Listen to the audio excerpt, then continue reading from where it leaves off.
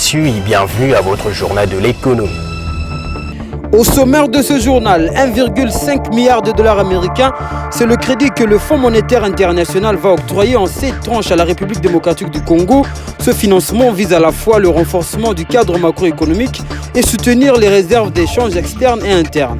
Et puis en Ouganda, l'autorité du développement du café annonce que les exportations du café ont atteint leur plus haut niveau mensuel depuis 30 ans. Plus de 600 000 sacs ont été expédiés pour des recettes totales de 58,6 millions de dollars américains. Les détails dans ce journal.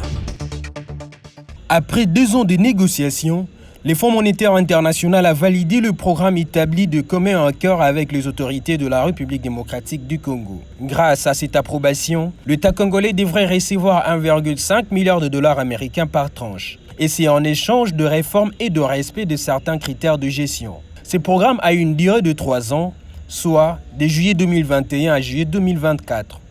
Et pour 3 ans, juillet 2021, juillet 2024, il est assorti d'une facilité de 1,5 milliard de dollars américains, ce qui correspond à 100% de notre quote-part auprès du FMI. Le décaissement de ce 1,5 milliard se fera en 7 tranches. La première tranche, 216 millions de dollars, elle est décaissée immédiatement après approbation par le Conseil. Ce programme vise à la fois les soutiens aux réserves d'échange en contribuant à la stabilisation externe et interne monétaire et financière, mais aussi au renforcement du cadre macroéconomique. Cet accord au titre de la FEC, il est là avant tout pour soutenir le programme des autorités. C'est impulsé par le président de la République et qui est mis en œuvre par le gouvernement actuel. Donc c'est un programme de réforme à moyen terme qui vise la stabilité macroéconomique, qui vise, comme l'a dit Monsieur le ministre, à accroître les marges de manœuvre budgétaires pour plus de dépenses sociales, pour plus de dépenses d'investissement, pour plus de dépenses utiles à l'ensemble de la population, mais aussi à promouvoir une croissance économique forte et durable avec l'implication du secteur privé. Le gouvernement congolais peut être en mesure de réussir ces programmes si et seulement s'il respecte les conditions déterminées par les FMI, explique cet expert. Observer scrupuleusement tout ce qui a été arrêté dans ce programme, c'est à l'issue de beaucoup de discussions qui ont abouti à chaque niveau à un consensus d'accord entre les deux parties, les équipes du Fonds monétaire international et les experts du gouvernement congolais. Et ensuite, il a été soumis au conseil d'administration du Fonds monétaire international. C'est sur base de ces accords-là, tout ce qui a été reproché à la gouvernance, c'est la gouvernance qui a été touchée ici. Les 3 axes qu'ils ont tracés ont été basés sur les différentes sections de la gouvernance. La conclusion de ces programmes est consécutive à l'approbation par le conseil d'administration du FMI intervenu en date du 15 juillet 2021. Ces programmes triennal au titre de la facilitation élargie de crédit du FMI et les programmes formels conclus avec la RDC depuis celui interrompu en 2012.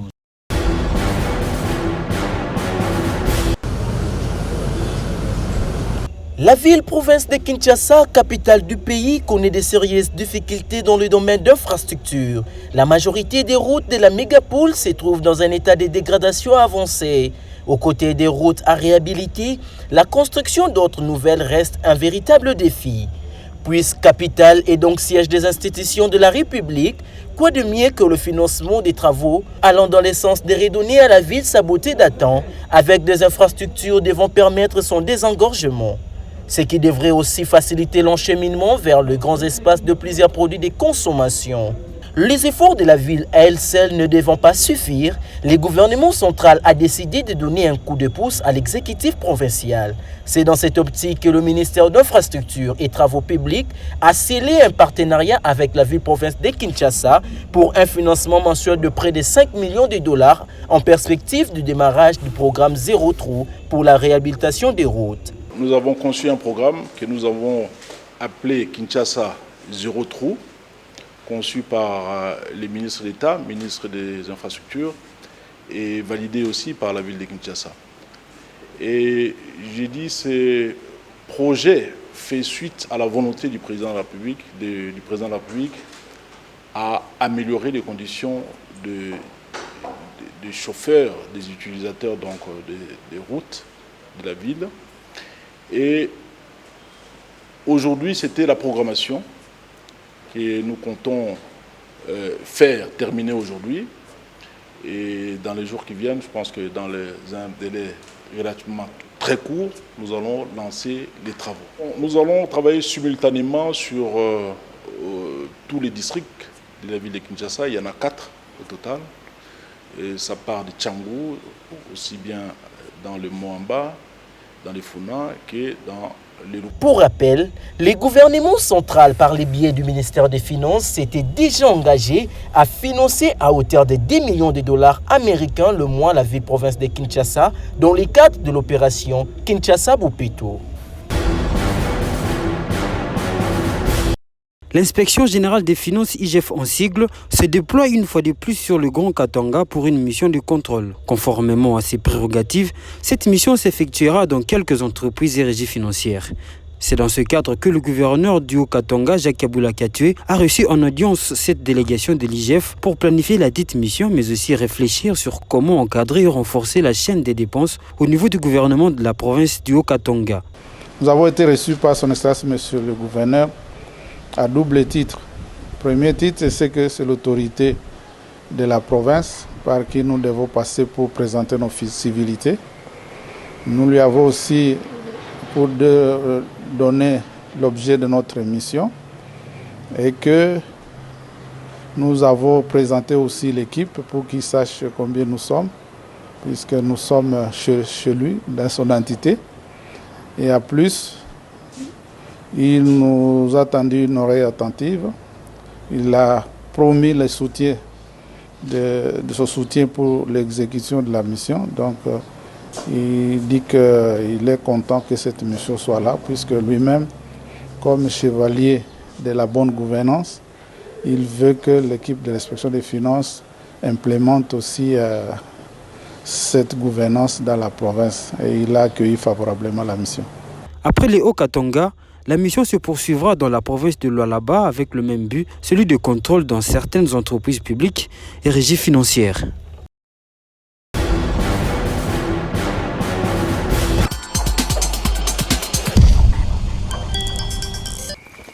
Denses, profondes et apparemment impénétrables, les forêts d'Afrique centrale s'étendent sur plus de 200 millions d'hectares.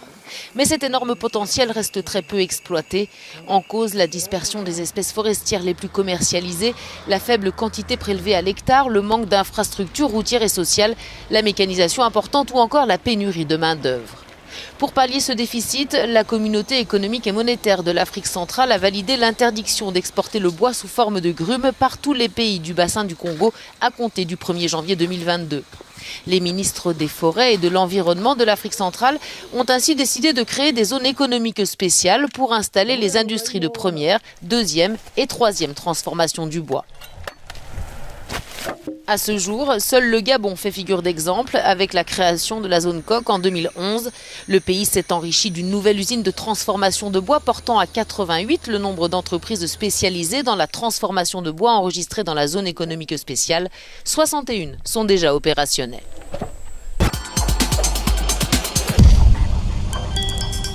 En Ouganda, la filière café a réalisé une belle performance à l'Expo en juin 2021. Les données publiées par l'autorité de développement du café révèlent que les expéditions de fèves se sont situées à plus de 620 000 sacs pour des recettes totales de 58,6 millions de dollars. Cette performance représente le plus haut niveau mensuel enregistré par la filière depuis 30 ans.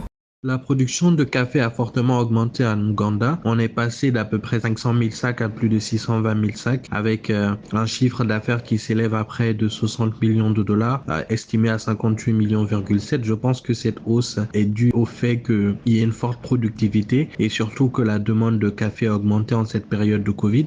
La principale destination reste l'Europe qui compte pour 61% des exportations avec des pays phares comme l'Italie et l'Allemagne. Le continent africain pour sa part a compté pour 18% des importations mondiales de café ougandais. Pour le mois de juillet 2021, les perspectives sont favorables. Les autorités anticipent un nouveau record de 650 000 sacs.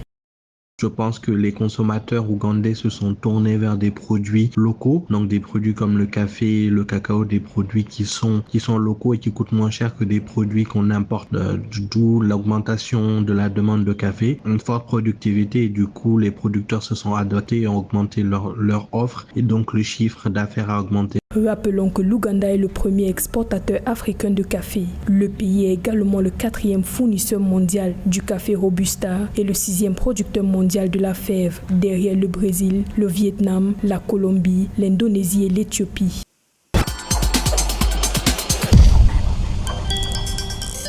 Le Sénégal ambitionne de devenir d'ici à 10 ans un pays minier à travers la mise en œuvre d'une stratégie de pleine exploitation des ressources minières. Dans cette optique, le gouvernement est en passe de concrétiser un projet hub minier régional en 2022 qui affiche l'ambition du pays de devenir le centre de référence de services miniers en Afrique de l'Ouest. Il est toujours bon dans un pays qu'un gouvernement ait une vision à long terme en termes d'investissement, surtout des investissements qui sont structurants, c'est-à-dire que ce sont des investissements qui vont permettre au pays de faire un bond en avant dans un secteur, et le projet hub minier régional s'inscrit parfaitement dans une vision à long terme. Le développement économique ne se fait pas au jour le jour, il se fait sur du long terme. L'opérationnalisation de cette ambition stratégique est articulée autour de 3 composantes telles que le hub de services intégrant une sous-traitance opérationnelle, les matériaux de base, des laboratoires d'analyse, le hub logistique avec des centres de distribution offrant et stockant des consommables, pièces de recharge et des équipements, et le hub académique avec la création de centres de formation de techniciens et ingénieurs miniers et d'écoles spécialisées pour opérateurs miniers, entre autres. Il faudrait aussi qu'il y ait une transformation de ces produits miniers sur le territoire sénégalais. Parce que la valeur ajoutée des matières premières n'est pas dans son exploitation et dans son exportation, mais il est dans sa transformation sur place, en produit fini ou en produit semi-fini. Et là, à partir de là, vous pouvez commencer à engranger des ressources financières très très importantes. Et c'est véritablement là que se fait le gain. Le projet hub minier régional du Sénégal requiert la construction d'une plateforme ou village minier, un dispositif qui va contribuer à la création d'emplois et au développement du contenu local, estiment les autorités. Mesdames, Messieurs, c'est ici que ce journal prend fin. Place au rappel des titres.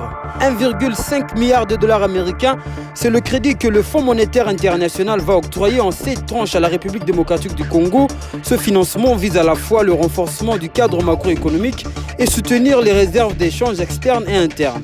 Et puis en Ouganda, l'autorité du développement du café annonce que les exportations du café ont atteint leur plus haut niveau mensuel depuis 30 ans. Plus de 600 000 sacs ont été expédiés pour des recettes totales de 58,6 millions de dollars américains.